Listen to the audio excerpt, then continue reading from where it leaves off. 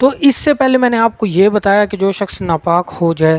یعنی جس کے اوپر غسل کرنا واجب ہو جائے، وہ نہ مسجد میں جا سکتا ہے، نہ نماز پڑھ سکتا ہے، نہ قرآن پڑھ سکتا ہے، نہ قرآن کو چھو سکتا ہے۔ تو اب میں یہ بتاؤں گا کن کن چیزوں سے جو ہے غسل کرنا واجب ہو جاتا ہے۔ تو جب میاں بیوی آپس میں ہم بستری کریں تو ان کے اوپر غسل کرنا واجب ہو جاتا ہے۔ اب چاہے ڈسچارج ہوا ہو یا نہ ہوا ہو، بس شرمگاہ کے اندر داخل ہو گئی تو اس دخول سے ہی غسل کرنا جو ہے وہ واجب ہو جائے گا، کیونکہ نبی کریم صلی اللہ علیہ وسلم نے فرمایا کہ جب میاں بیوی آپس میں ہم بستری کریں تو چاہے انزال ہو یا نہ ہو تو غسل کرنا جو ہے واجب ہو جاتا ہے۔ مرد کی شرمگاہ سے 3 قسم کے پانی نکلتے ہیں، نمبر 1 منی، نمبر 2 مزی اور نمبر 3 ودی۔ منی کے اندر غسل کرنا واجب ہے اور مزی اور ودی کے اندر غسل کرنا واجب نہیں ہے۔ حضرت علی رضی اللہ تعالیٰ عنہ کی حدیث ہے، وہ فرماتی ہے نبی کریم صلی اللہ علیہ وسلم سے میں نے دریافت کروایا، مجھے بہت زیادہ مزی آتی تھی تو میں نے دریافت کروایا کہ مزی کے اندر غسل ہے یا نہیں ہے، تو نبی کریم صلی اللہ علیہ وسلم نے فرمایا کہ منی سے غسل ہے،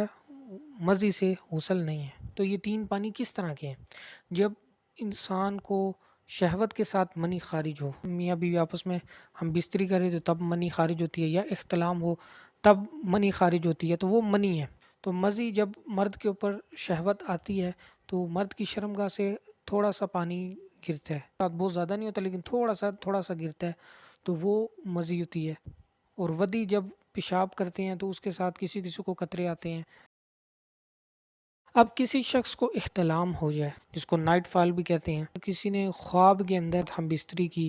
یا کوئی اس قسم کا خواب دیکھا کہ اس کا انزال ہو گیا، اس کا ڈسچارج ہو گیا، تو اس کے اندر بھی غسل کرنا مرد کے اوپر واجب ہوگا، کیونکہ نبی کریم صلی اللہ علیہ وسلم نے فرمایا کہ جب مرد کو احتلام ہو جائے تو اس کے اوپر غسل لازم ہے۔ تو جب عورت کے اوپر احتلام ہو جائے تو اس کے اوپر بھی غسل کرنا لازم ہوگا۔ نبی کریم صلی اللہ علیہ وسلم کی حدیث ہے کہ جس طرح مرد کو احتلام ہو جائے تو اس کے اوپر غسل ہے، اسی طرح جب عورت کو احتلام ہو جائے گا تو عورت کے اوپر بھی مرد کی طرح غسل ہی ہے۔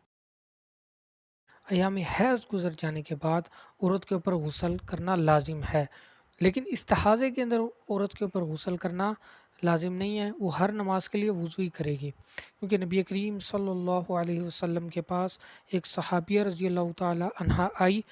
اور انہوں نے فرمایا کہ نبی کریم صلی اللہ علیہ وسلم کو کہ مجھے استحاضے کا خون آتا ہے، تو کیا میں استحاضے کے خون کے اندر بھی نماز پڑھنا چھوڑ دوں؟